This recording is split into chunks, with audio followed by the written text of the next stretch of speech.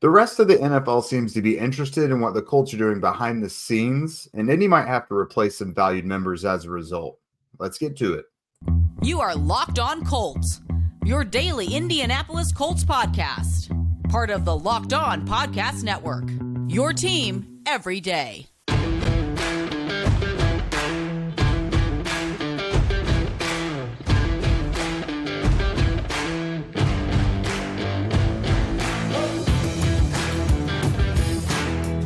All right, what's up, everyone? Thanks for tuning in and making us what is likely to be your last listener of the day. Thanks for your patience. We're obviously coming to you a little later today, but this is your daily podcast covering your Indianapolis Colts, part of the Locked On Podcast Network, your team every day. And today's show is brought to you by LinkedIn Jobs, which helps you find the qualified candidates that you want to talk to faster. Post your job for free at linkedin.com/lockedonnfl. That's linkedin.com/lockedonnfl to post your job for free. Terms and conditions apply. What's up, everybody? This is Jake Arthur and Zach Hicks from horseshoehuddle.com. And today we are going to bring you the latest scuttlebutt from around the league that kind of involves the Colts. People, this is not the first offseason that's happening, but it seems to be kind of picking up a bit of steam. But the rest of the league seems to be digging what the Colts have got behind the scenes. Offensive coordinator Bob Cooter, he is rumored to be in the mix in Philadelphia if Brian Johnson departs. Nick Sirianni looks like he's going to be back. But Bob Cooter was an offensive consultant back in 2021 and 22. So there's history there. They might want to bring him back. And then Ed Dodds has had some conversations around the league with a few teams about filling their general manager vacancies. So he's a hot commodity. He's gotten several interviews in recent off seasons, but it's kind of picking up a little bit this year. And then lastly, there was a kind of a big move in the AFC South just tonight. The Titans have gone ahead and filled their head coaching vacancy with Bengals offensive coordinator Brian Callahan, which, sucks because it's the Titans making a decent hire. I don't hate that for them. You hate to see the competition kind of raising the stakes a little bit, but that's what the Titans have done. So, Zach, let's go ahead and dive into Ed Dodds first. He's had conversations with the Raiders, Chargers, and Panthers. We can go ahead and cross the Panthers off the list because as of today, they have promoted from within, and Dan Morgan is their new general manager. But the Raiders and Chargers, that's a couple intriguing landing spots. And honestly, it seemed like the two more likely spots to begin with. Yeah, it looks like the Raiders have slimmed down their list to 3 guys, and Dodds has made that final 3 there with the Raiders. I believe it was Champ Kelly, who was one of their guys that was in house, along with Dodds, and I can't remember who the third candidate was, but they have slimmed their list down to 3. And then the Los Angeles Chargers, the team that everyone's kind of connecting Jim Harbaugh to, is in the mix with Ed Dodds, and Ed Dodds has been connected to Jim Harbaugh for years. I mean, that's what everyone has kind of said across all of, every single offseason where Dodds has had interest from other teams. They said whatever team Jim Harbaugh goes to is likely where Ed Dodds is going. So I do think this is a little bit different for Dodds compared to the most recent years where, he interviewed. I don't think he ever got super far in any of the interviews. I mean, I think with the Raiders last year or 2 years ago, he finished a second for them. But outside of that, he never really got too close to getting the job. These 2 spots feel like very, very good chances, though. Like, again, with the Raiders, he's in the final 3, and they obviously liked him a couple years ago as well. And then the Chargers, if they're going for Jim Harbaugh, again, it looks like Ed Dodds is a big candidate for that as well. So, yeah, I do think there's more. I don't want to say fear, but there's more of a chance of losing Ed Dodds this year than there really ever has been in the Chris Ballard tenure with Dodds as the second guy in charge. I'd agree. It seems a lot more likely this time around, and there's really not much not to like about Dodds. He's really well respected around the league, but just from my interactions with him and just observing him, I think he's the type of guy who he's not going to be a yes man. And he's not going to be a BSer. Like, yeah, any team that wants to hire a yes man or someone who just falls in line with their new high-powered head coach or anything, that's not going to be him. And I think that's why he's withdrawn his name from some vacancies in the past. So perhaps this year is the year that all changes. But He's been involved in some really big moves for the Colts. He's been there since 2017 with Chris Ballard, been the right-hand man. Some of the impressive day 3 picks they've come away with: Grover Stewart, EJ Speed, Anthony Walker, Zaire Franklin, Will Fries, lots of big free agents, and you could throw some trades in there as well. So it's hard to exactly know what all impact specifically the assistant GM has, but I think he's very involved in kind of like assigning homework and giving scouts and everyone tasks, helps oversee free agency and things like that. So he's been very well involved.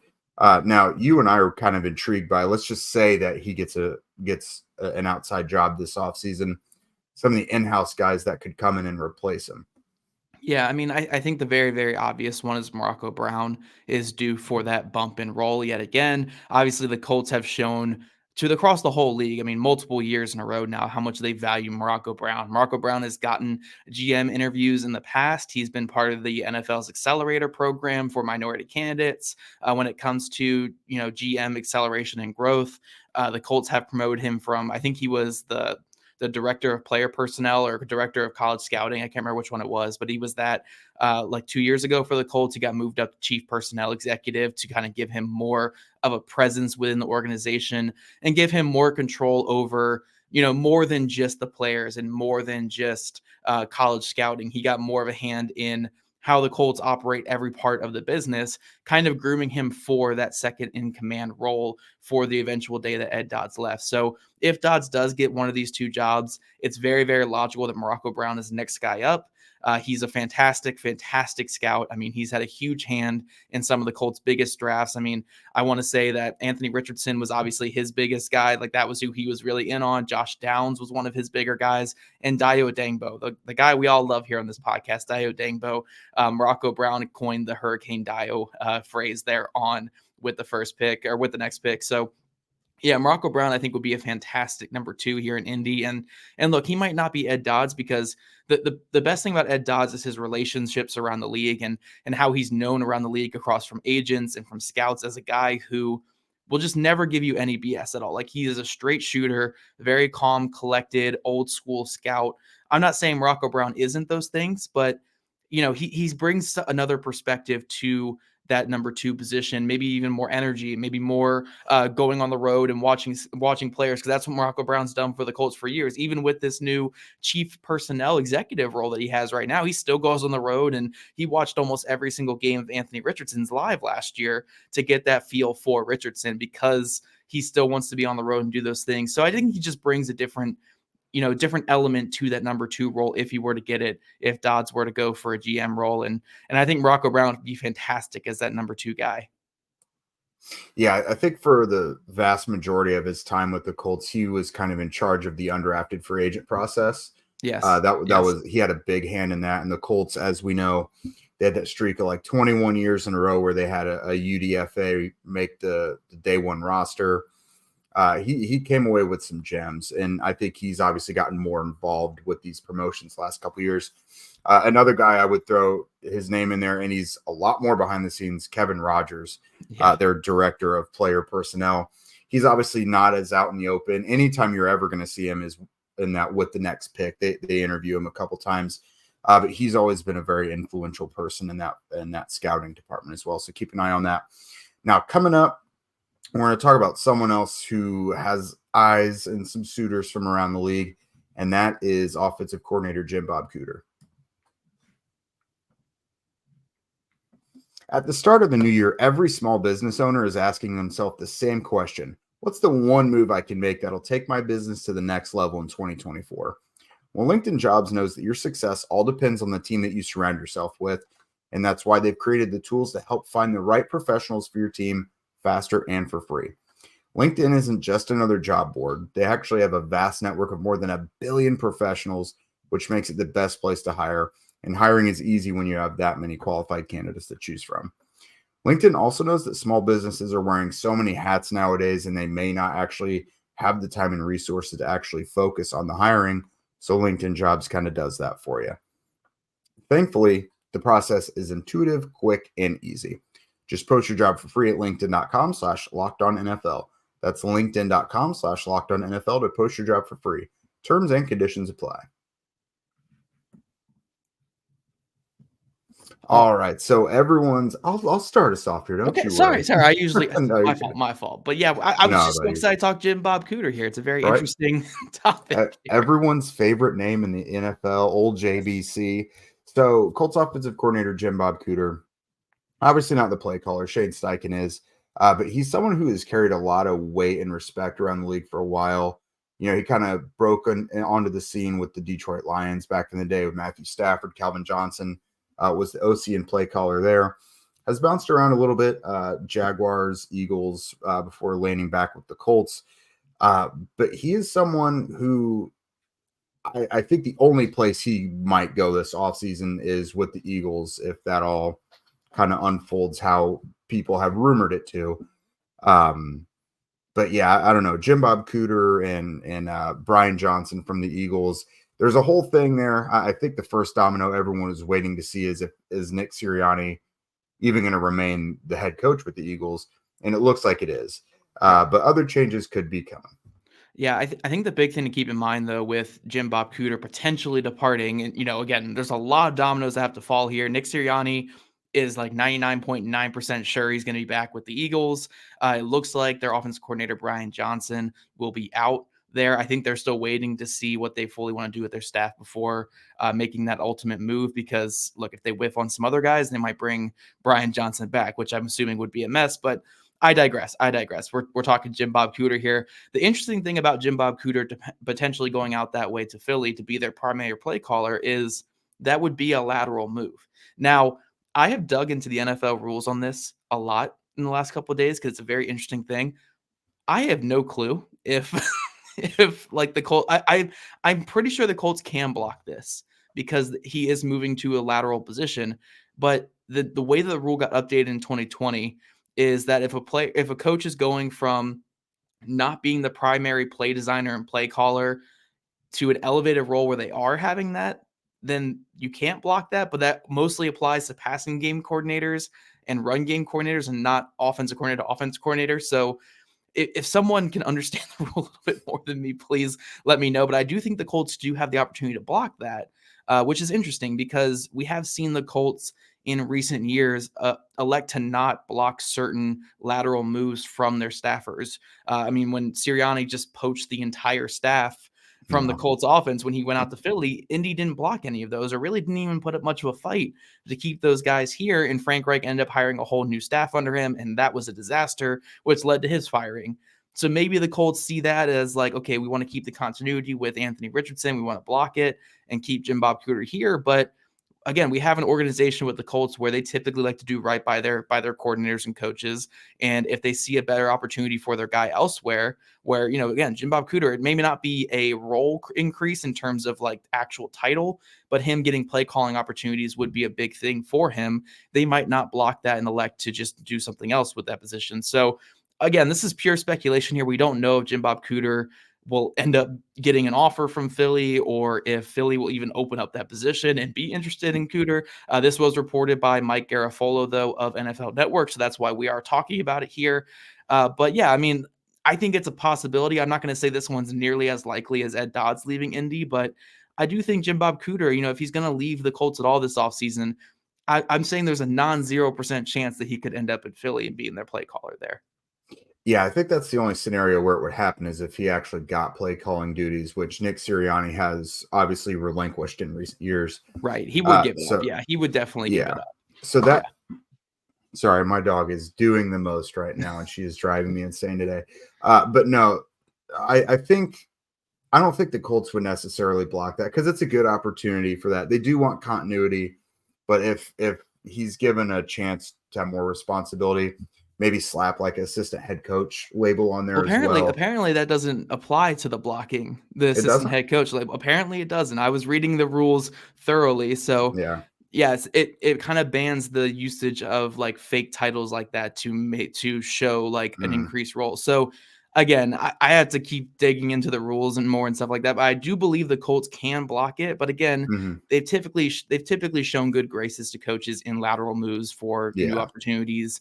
And again, if he gets a bigger like monetary offer too, they typically like to show the good graces and let him go that way. So Mhm. this is purely speculation. We don't know if Jim Bob Cooter will be leaving Indy, but just in case, we do have a list of names here.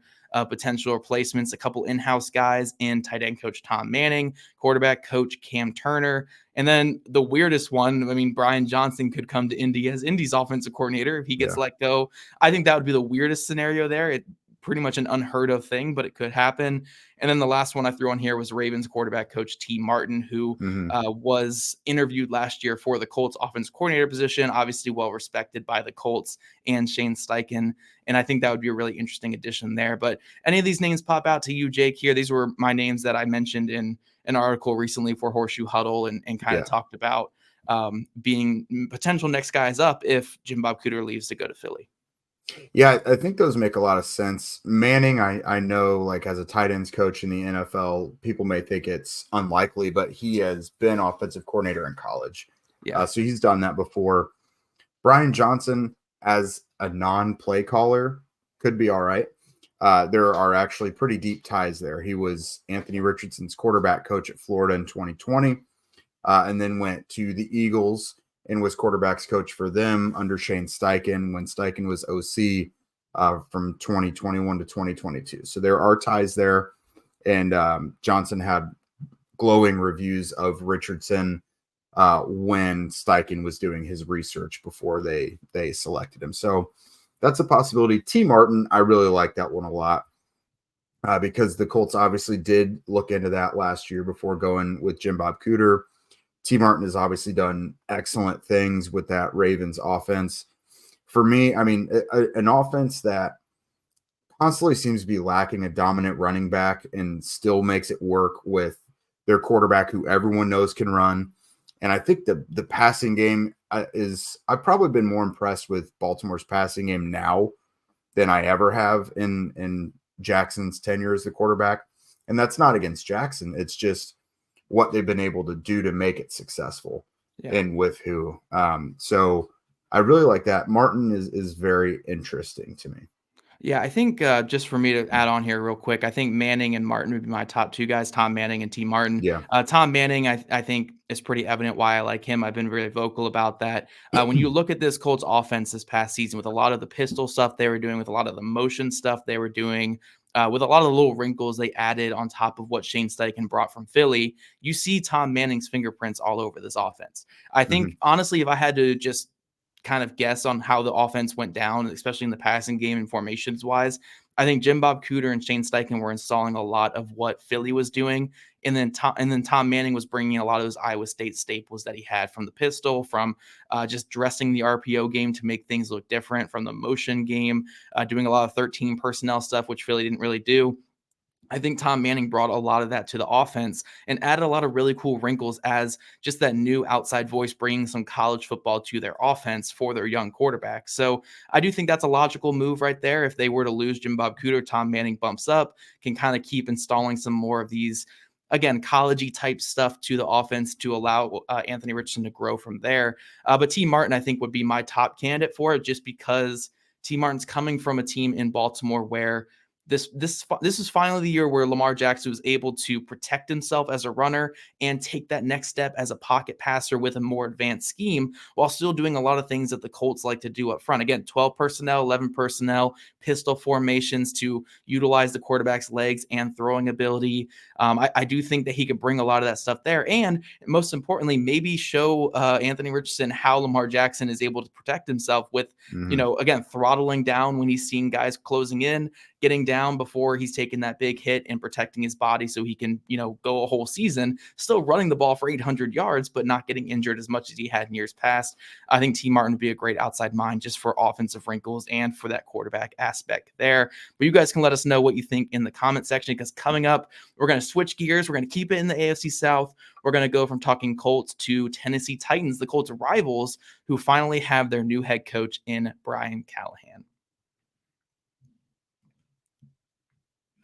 But first, the NFL season is wrapping up, but there's still time to get in on the action with FanDuel, America's #1 sportsbook. Right now, new customers get $150 back in bonus bets guaranteed when you place a $5 bet. That's $150 in bonus bets, win or lose. The app is super easy to use. There are so many different ways to bet, like live same game parlays. You guys can find bets in the new Explore tab, make a parlay in the Parlay Hub, and it's the best way to find those popular parlays and even more. So visit FanDuel.com/locked-on and make your first bet a layup. FanDuel, official partner of the NFL. Alrighty, guys, you guys know on this show, we like to keep everything Colts related. We don't even really care too much about division rivals typically, but this one just happened right before we recorded. It's very relevant to the Colts and the AFC South going forward, and that is the Tennessee Titans have found their new head coach in Bengals offensive coordinator Brian Callahan, a guy who finished, third or fourth in the Colts race last year. I know he got a third, and I want to say he got a third interview with the Colts last year. He was part of that last group, I think. Yeah, it was either the last group or the second to last group. I can't remember. I think Morrison Steichen went 4 interviews, which is absolutely insane. Like I think those two's interviews ended up going like a grand total of like 30 hours spent with the Colts. But I digress. Getting back to Brian Callahan, this is a really interesting move, I think, for the Tennessee Titans. And I want to get your thoughts on it here, Jake, too, because when I look at what the Tennessee Titans have done under Mike Vrabel the last couple of years, and I look at what the Bengals have done under Brian Callahan and Zach Taylor, those offenses could not have any more different philosophies or just ways they do business. The Tennessee Titans, everything's under center. Everything's the under center play action game, leaning on Derrick Henry in the power run game, get that going downhill and then build play action off of it. Then when you look at Brian Callahan and Zach Taylor, they basically crafted the LSU championship offense there, and not just with the 2 players that they brought in, but with the way that they run that offense, which is almost everything's out of shotgun. I think they were the second most shotgun heavy team in football last year at like a 73% clip. They ran almost exclusive 11 personnel, so just the 1 tight end on the field compared to the Titans running a lot of 12 personnel. They're never under center at all, and a lot of their run game is built out of the gun. So when you look at just what identity change this Titans offense needs to go under with Brian Callahan, assuming that he brings what he was doing in Cincinnati to Tennessee, it's going to be a very, very big culture shock for the Titans. And I'm really curious to see how they handle that. Yeah, I think we're about to see a big change there because first GM Rand Carthon probably, just a fresh perspective to go along with him only a year into the job. It seems, I don't know, just reading between the lines, it seems like they wanted a more collaborative effort between head coach and GM, perhaps. But I mean, the writing's also been on the wall that Derrick Henry might not be there anymore either come next year. Yeah, he went and thanked everyone who's ever worked with the Titans already. It's about to probably start getting drastically different. They might start leaning more, pass heavy with Tyjae Spears as the primary guy, and then they have like a between the tackles runner to spell him. So I think it's going to start looking drastically different. They're going to want to surround him with more weapons. Obviously, DeAndre Hopkins is not, he's long in the tooth. He's not going to be there forever. So I think their offense is about to start looking much, much different. And much like how we talked about Callahan last year, it's time to get, a younger, fresh offensive mind in there just to kind of bring the Titans up to modern football.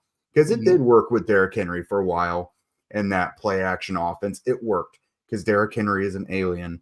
But it's just clearly not that's just not the way it's going to be anymore.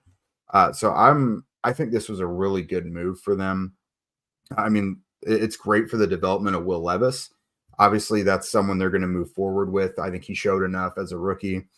I mean, Joe Burrow was already that dude when he came to the NFL, but look at Jake Browning. Not a single person expected that from them. And Browning didn't just cook the Colts. He looked great for his first several games. He played really, really good football.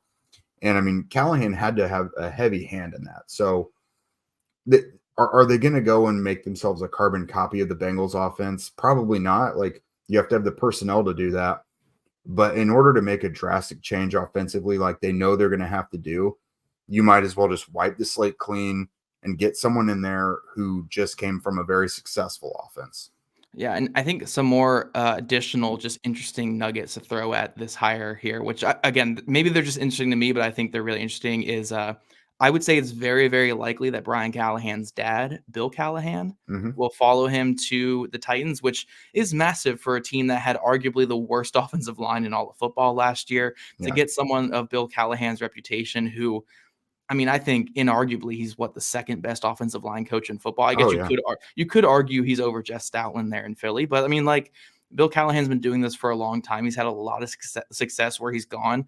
So if you can get his dad to come coach offensive line and be an assistant head coach in some capacity as well, that would be a huge win for just the Titans getting that offense back on track. But the other interesting aspect of this is Will Levis, the whole Will Levis aspect of it, where Levis had a lot of NFL coaching at Kentucky. Now, I'm not going to say it was good NFL coaching at Kentucky, but he had NFL coaching at Kentucky, mostly from the Kyle Shanahan type tree of coaching. You know, that under center type stuff, play action, long stretch plays, and building the play action off of under center stuff. And then his 1 year in the NFL, you know, the handful of starts he got was again in more of like that not Bill Belichick, but that, you know, that kind of Patriot style offense, which is again, it's more under center type stuff, more traditional type offense under center.